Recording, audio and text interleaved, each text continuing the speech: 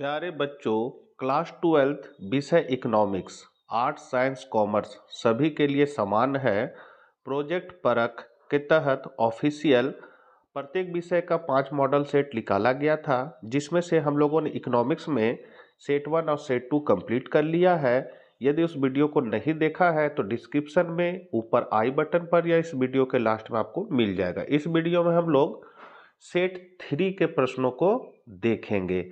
Video 2 part में रहेगा, क्योंकि वीडियो ज़्यादा लंबा हो जाता है तो उबाऊ होने लगता है, इसीलिए इसको हम लोग 2 पार्ट में देखेंगे।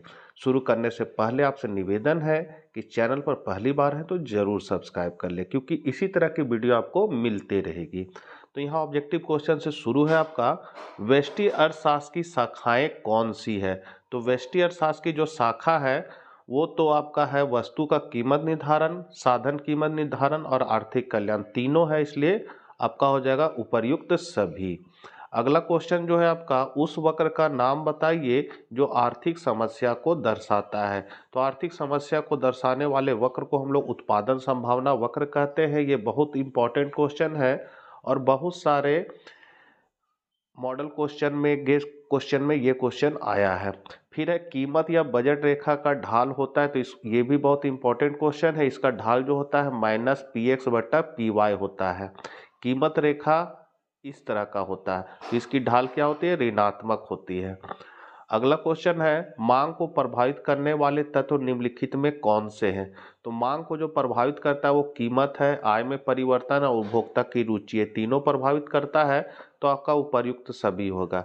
निम्नलिखित चित्र प्रदर्शित करता है, तो ये जो आपका चित्र है वो क्या प्रदर्शित कर रहा है, तो ये आपका प्रदर्शित कर रहा है पूर्णतया लोचदार मांग को। इसमें मांग की लोच इन्फिनिटिव होती है, इसको हम लोग इस तरह भी डिनोट करते हैं। जब मांग की लोच इन्फिनिटिव हो तो ये चित्र का प्रयोग होता है। इसमें मतलब ये कहना चाहता है कि यदि मूल्य में थोड़ा सा वृद्धि हो तो मांग घटकर शून्य हो सकती है, और मांग में थोड़ी सी कमी हो तो मांग में अनंत वृद्धि हो सकती है। तो इसको हम लोग पूर्णतया लोचदार मांग कहेंगे। फिर है, निम्न में कौन उत्पादन फलन को व्यक्त करता है। तो यहाँ पर आपका Q बराबर फंक्शन ऑफ C, ये उत्पादन फलन को व्यक्त करता है। किस बाजार में AR बराबर MR होता है। तो AR बराबर MR जो होता है ये है पूर्ण प्रतियोगिता, और इसी रेखा को हम लोग AR बराबर MR कहते हैं। ये AR और MR इसमें बराबर होता है, तो ये है आपका पूर्ण प्रतियोगिता।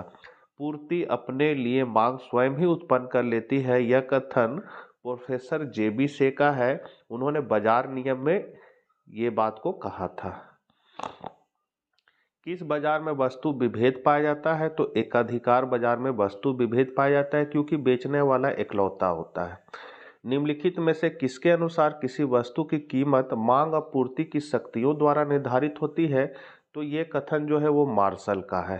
प्रिंसिपल ऑफ इकोनॉमिक्स उन्होंने किताब लिखा था, उसी में ये बात को कहा था। निम्न में कौन सा जोड़ा सही है। तो पूर्णतः लोचदार पूर्ति का सही है, अधिक लोचदार सही है, और पूर्णतः बेलोचदार ये भी सही है, तो आपका उपर्युक्त सभी हो जाएगा। फर्म के संतुलन की प्रथम शर्त है। तो प्रथम शर्त है MR बराबर MC, या MC बराबर MR कह ले, ये प्रथम शर्त है। और दूसरा शर्त है, ये है MR का रेखा मान लीजिए, और MC की रेखा MR रेखा को नीचे से ऊपर जाते हुए काटे, ये दूसरी शर्त होती है। तो 2 शर्त है फर्म के संतुलन की, तो यहाँ प्रथम शर्त आपका MR बराबर MC है। निम्न में कौन सा कथन सत्य है। तो ये फॉर्मूला है चूंकि, तो ये आपका फॉर्मूला सटीक है।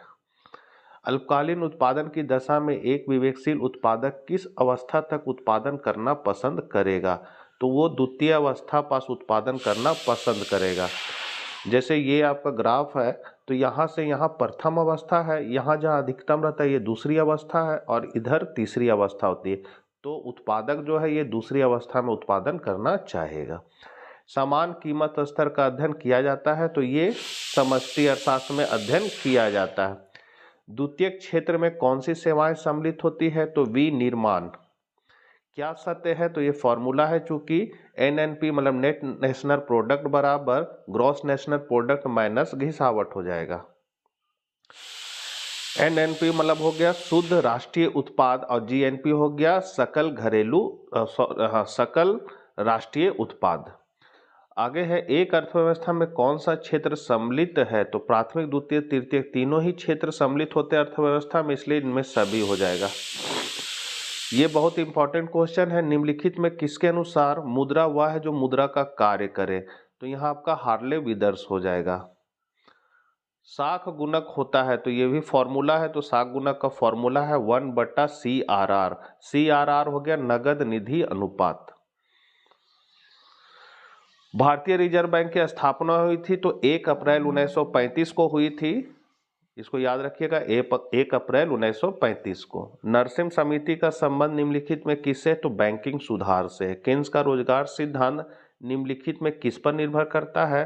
तो ये प्रभावपूर्ण मांग पर निर्भर करता है। इसका फॉर्मूला होता है ED = C+I। और जो प्रभावपूर्ण मांग है वो उपभोग संबंधी मांग और विनियोग संबंधी मांग पर निर्भर करता है। MPC का मान होता है, तो MPC का मान जो है वो हमेशा 0 और 1 के बीच में होता है, मतलब 0 और 1 के बीच में, मतलब 0 से अधिक किंतु 1 से कम होता है। राजकोषीय नीति के अंतर्गत निम्नलिखित में किसे शामिल किया जाता है? तो सार्वजनिक व्यय, करारोपण और सार्वजनिक ऋण तीनों सम्मिलित किया जाता है, उपर्युक्त सभी हो जाएगा। भारत का वित्तीय वर्ष होता है 1 अप्रैल से 31 मार्च है, इसको याद रखिएगा, ये भी बहुत हिट क्वेश्चन है।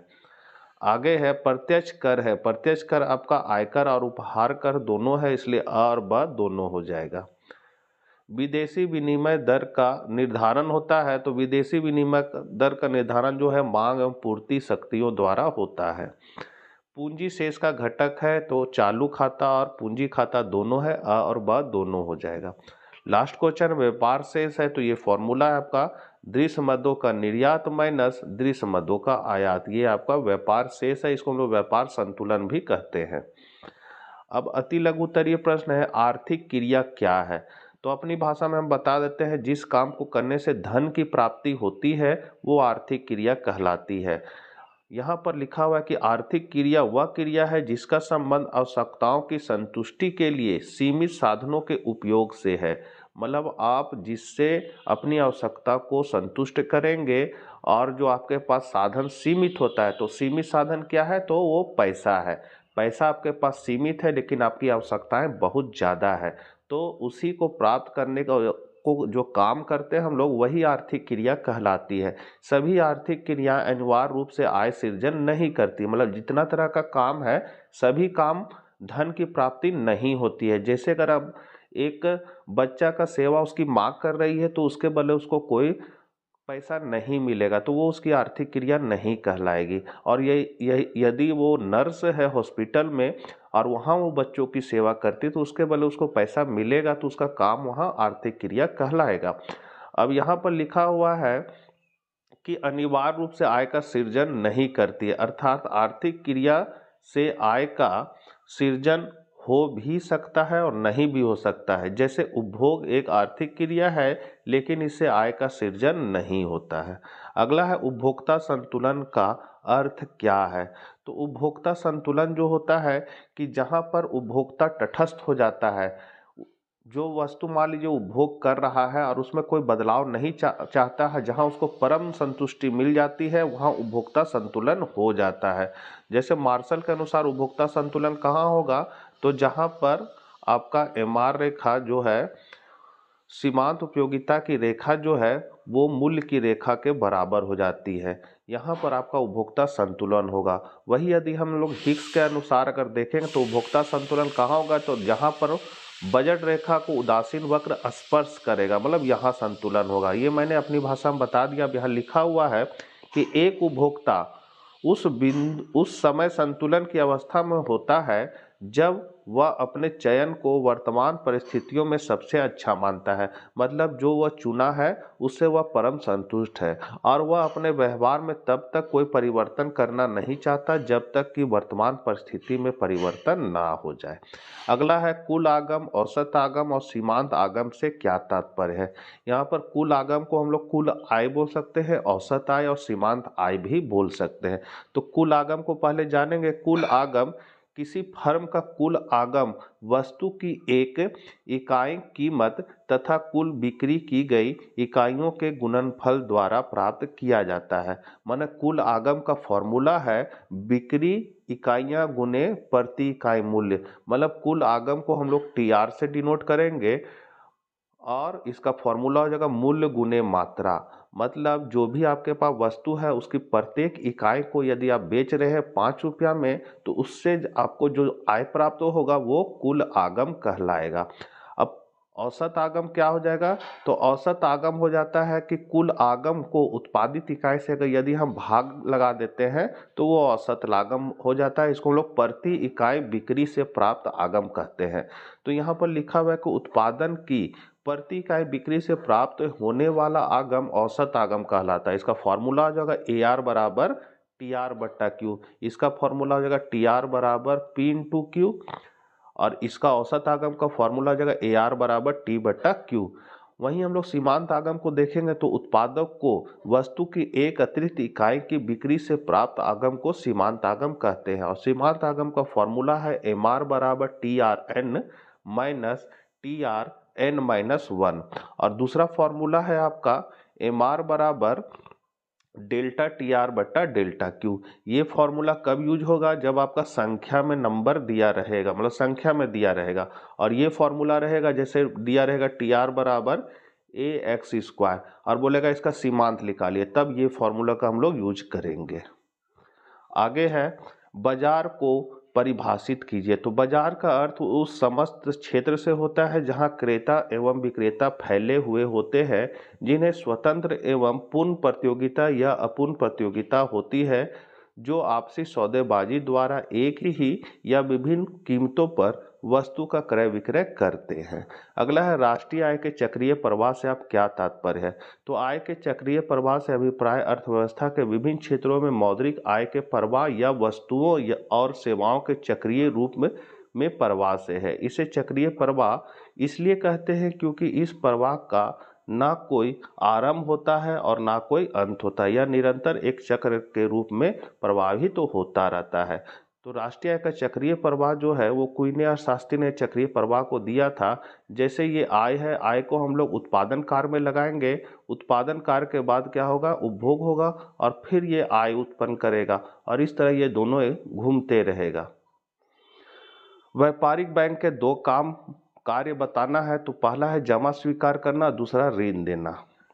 सीमांत उपभोग प्रवृत्ति को परिभाषित कीजिए। तो सीमांत उपभोग प्रवृत्ति को हम लोग एमपीसी कहते हैं। इसका फॉर्मूला होता है डेल्टा सी बट्टा डेल्टा वाई। तो इसका परिभाषा हम लोग बोलेंगे डेल्टा मतलब परिवर्तन, आय में परिवर्तन के फलस्वरूप उपभोग में परिवर्तन के अनुपात को सीमांत उपभोग प्रवृत्ति कहते हैं। अब यहाँ लिखा हुआ है आपका सीमांत उपभोग प्रवृत्ति उपभोग में होने वाले परिवर्तन तथा आय में होने वाले परिवर्तन का अनुपात है। इसका फॉर्मूला आप देख सकते हैं, यहाँ डेल्टा सी उपभोग में परिवर्तन है और डेल्टा वाई जो है वो आय में परिवर्तन है। फिर है से का बाजार नियम क्या है? तो फ्रांसीसी अर्थशास्त्री जेबी से ने अपनी पुस्तक ट्रेड इकोनॉमिक्स पॉलिटिक्यू में से एक नियम का प्रतिपादन किया जिसे से का बाजार नियम कहा जाता है। इस नियम के अनुसार पूर्ति अपनी मांग का निर्माण स्वयं करती है, अर्थात जहां उत्पादन पूर्ति में वृद्धि लाता है वहीं दूसरी ओर साधनों को दी जाने वाली आय के रूप में मांग में वृद्धि लाता है। कहने मतलब है कि बाजार में जो भी सामान बनेगा वो बिक जाएगा, उसका मांग हो जाएगा, क्योंकि साधन के प्रयोग करने से हम लोग क्या करते हैं? उत्पादन करते हैं। उत्पादन के 5 साधन है, भूमि, श्रम, पूंजी, प्रबंध, साहस। उस लोग को मिलाकर हम लोग उत्पादन करते हैं और उस उत्पादन को बेचने से जो आय प्राप्त होती है वो साधनों को पुरस्कार के रूप में मिल जाता है और वही आय को फिर वो लोग मांग करते हैं, वही आय से सामान खरीदते हैं। इस तरह पूर्ति क्या होती है? स्वयं अपनी मांग का सृजन कर लेती है। जेबी से का मानना था। अगला क्वेश्चन है मांग की कीमत लोच से क्या तात्पर्य है? इसकी कितनी श्रेणियां होती है? तो मांग की कीमत लोच किसी वस्तु की कीमत में होने वाले अनुपातिक परिवर्तन तथा उस वस्तु की मांग में होने वाले अनुपातिक परिवर्तन का अनुपात है। तो इस फॉर्मूला को हम लोग इस तरह भी बोल सकते हैं, ये थोड़ा सा बड़ा कर देते हैं। ये फॉर्मूला है आपका, इसको हम लोग पढ़ेंगे जहां डेल्टा पी जो है वो होता है मूल्य में परिवर्तन। ये पी मतलब हो गया शुरू का मूल्य, आरंभिक मूल्य। ये डेल्टा क्यू जो हो गया मात्रा में परिवर्तन, और ये हो गया आरंभिक मात्रा। तो इसको हम लोग पढ़ेंगे फॉर्मूला को। मूल्य में प्रतिशत परिवर्तन के फलस्वरूप मांग में प्रतिशत परिवर्तन के अनुपात को मांग की लोच कहते हैं। और इसी को यदि हम लोग क्या करेंगे, गुना में चेंज करेंगे तो ये पलट जाएगा, ऊपर चल जाएगा। ये आपका जस का तस रहेगा गुना, और ये गुना में चेंज हो जाएगा आपका, और ये पी आपका ऊपर चला जाएगा, पी यहाँ ऊपर चला गया और ये यहाँ रहेगा, तो ये आपका गुना में चेंज होगा। तो ये फॉर्मूला इस तरह बन जाएगा। उसके बाद हम मांग की लोच की 5 श्रेणियां। पहला है सापेक्षिक लोचदार मांग, फिर है सापेक्षिक बेलोचदार मांग, इकाई लोचदार मांग, पूर्णतया बेलोचदार मांग और पूर्ण लोचदार मांग। तो ये 5 प्रकार है, इसको आपको याद कर लेना है। अगला क्वेश्चन है एकाधिकार बाजार की 3 मुख्य विशेषताओं की व्याख्या करें। तो एकाधिकार बाजार की 3 विशेषताएं निम्नलिखित है। पहला है एक विक्रेता और अधिक क्रेता, मतलब यहाँ पर आपको डैश लगा देना है, उसके बाद लिखना है एकाधिकार बाजार में किसी वस्तु का एक ही उत्पादक या विक्रेता होता है जबकि क्रेताओं की संख्या अधिक होती है जिससे वह कीमत को प्रभावित नहीं कर सकता है। मतलब एकाधिकार बाजार में बेचने वाला एक रहता है, खरीदने वाले बहुत होते हैं। दूसरा है निकट स्थानापन्नों का अभाव, उसके बाद यहाँ डैश देना है और लिखना है बाजार में एकाधिकारी का कोई निकट स्थानापन्न उपलब्ध नहीं होता है जिसके फलस्वरूप वस्तु की मांग की आड़ी लोच शून्य होती है। कहने मतलब है कि जो भी वस्तु एकाधिकारी बेचता है उससे मिलता जुलता भी वस्तु कोई नहीं बेच सकता है। तीसरा है एकाधिकार स्वयं कीमत निर्धारक, तो यहाँ पर डैश लगा के लिखना है आपका बाजार में एकमात्र उत्पादक या विक्रेता होने के कारण एकाधिकार अपनी वस्तु की कीमत और उत्पादन दोनों को निर्धारित कर सकता है, किंतु दोनों को एक समय में एक साथ निर्धारित नहीं कर सकता है। तो बच्चों वीडियो बहुत लंबा हो जा रहा है। सेकंड पार्ट के वीडियो में हम लोग 41 से देखेंगे। सारे क्वेश्चन इंपॉर्टेंट है क्योंकि ये ऑफिशियल जारी किया गया है, तो आपको इसको जरूर देखना होगा। तो मिलते हैं नेक्स्ट वीडियो साथ, तब तक ले आज्ञा दीजिए। जय हिंद, जय भारत।